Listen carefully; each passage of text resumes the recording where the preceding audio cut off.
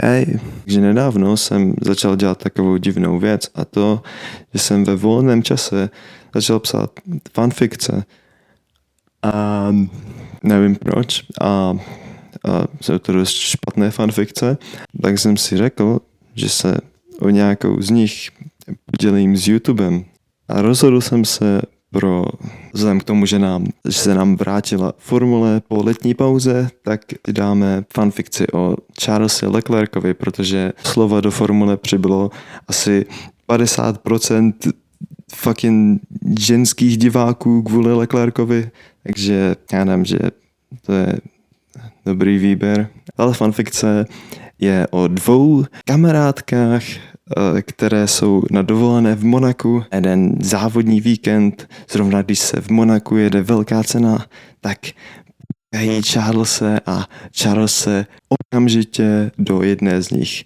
zamiluje a to je tak nějak první kapitola. Takže enjoy, I guess.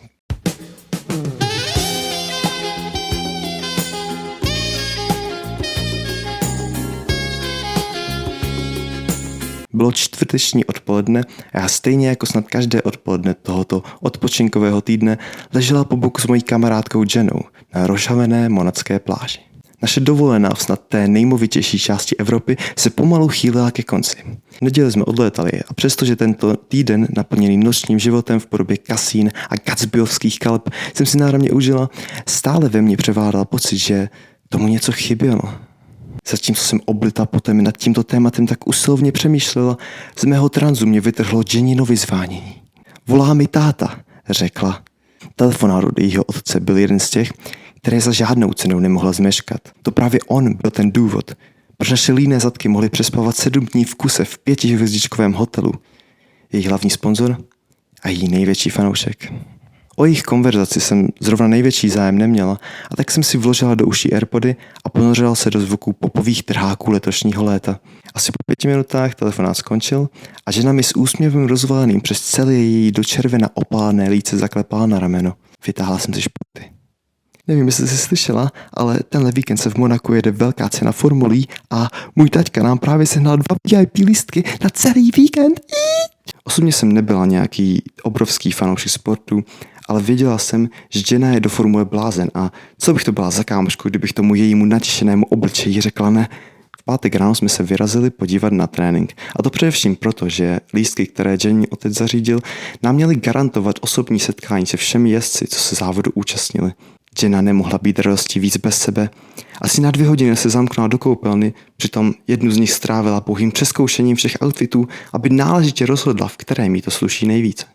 Upřímně mě poznat nějaké super bohaté týpy, co umí řídit auto, se tak netankovalo a tak jsem na sebe hodila první mikinu, která nesmrděla od džinu a naše tour po baraku začala. Doprovázel nás nějaký milý pán, který nám ukazoval, kde se co děje. Během prohlídky jsem si několikrát řekla, proč to v jeho věku již nezabalí a nejde odpočívat na jednu z těch dokonalých monackých pláží. Občas se zakašlal, ale pokaždé se zdvořil omluvil. A i přes jeho občasné zapomnění či nevědění, čím vlastně větu začal, jste stále mohli vidět v jeho očích zapálení pro sport samotný. Po asi půl hodině nás dovedl do první garáže. Tým jménem Haas vypadal, že má určitě mnohem méně peněz než všichni ostatní, ale zároveň měli 2 milé jezdce, kteří vypadali, že se často hádají. To je ale asi součást sportu, předpokládám. Dále jsme prošli garáže dalších týmů. Popravdě si z nich toho zase tak moc nepamatuju. V jedné byl takový malý Japonec a vysoký Australan a v duchu jsem se lehce pousmál mému vtipu, že vypadají jako dlouhý Abyssozaki. Než jsme vstoupili do garáže, z které se na metry daleko odrážela překrásná zářivá červená, žena mi zašeptala do ucha. Teď to přijde. Neměl jsem ponětí, co to znamená, ale jakoby chápajíc jsem na ní přikývla. Když jsme se konečně dostali dovnitř, stále jsem neměla tucha, co žena myslela.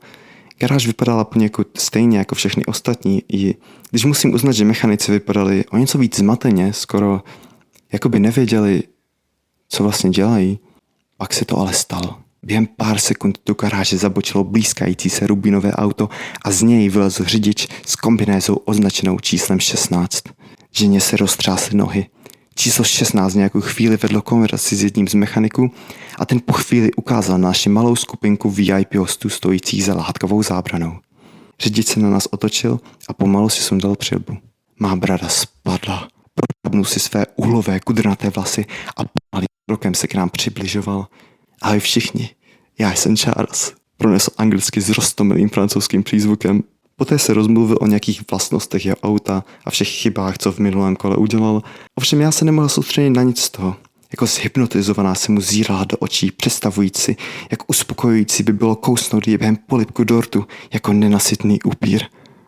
Charles si během jeho vyprávění prožil každého z nás jednoho po druhém. Vždycky se u člověka zastavil a přešel na další obličej. A to do doby, dokud nedorazil ke mně. Naše pohledy se střetly. Asi 10 sekund jsme si neprodleně hleděli do duše a ani jeden z nás nechtěl přestat. V tom mu mechanik zaklepal na rameno a zašeptal něco do ucha. Charles se probral.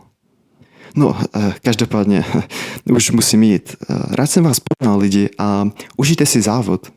Charles se otočil a kráčel čelem k autu, avšak předtím se ještě naposledy zahleděl do mých rozpnutých očí a z hrtů vytvořil ten nejkrásnější úsměv, který jsem na muži kdy spatřila.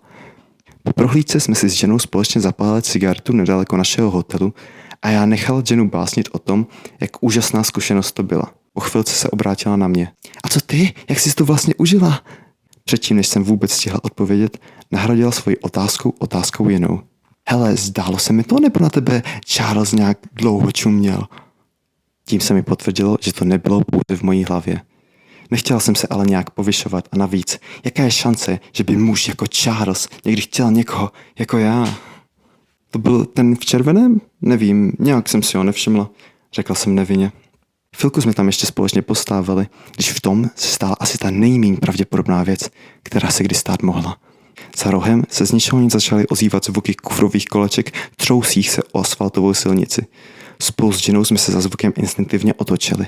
No to mě. Číslo 16 si svižným krokem píšilo k jeho hotelu. Charles nazvedl hlavu a sám si nás nevěřícným pohledem všimnul. Čau holky, neschopný mluvit jsme pouze zamávali zpátky. Když tak, tady přes víkend bydlím.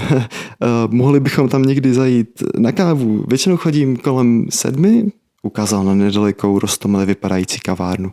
No nic, moc teď nestíhám, tak se tam když tak uvidíme, dopověděl a s mávnutím jedné ruky vešel skrz hotelové dveře. Konec první kapitoly. OK, takže to byla moje první kapitola fanfikce o Charlesi Leclercovi. Ještě jsme se nedostali k žádným drty prasárnám. Každopádně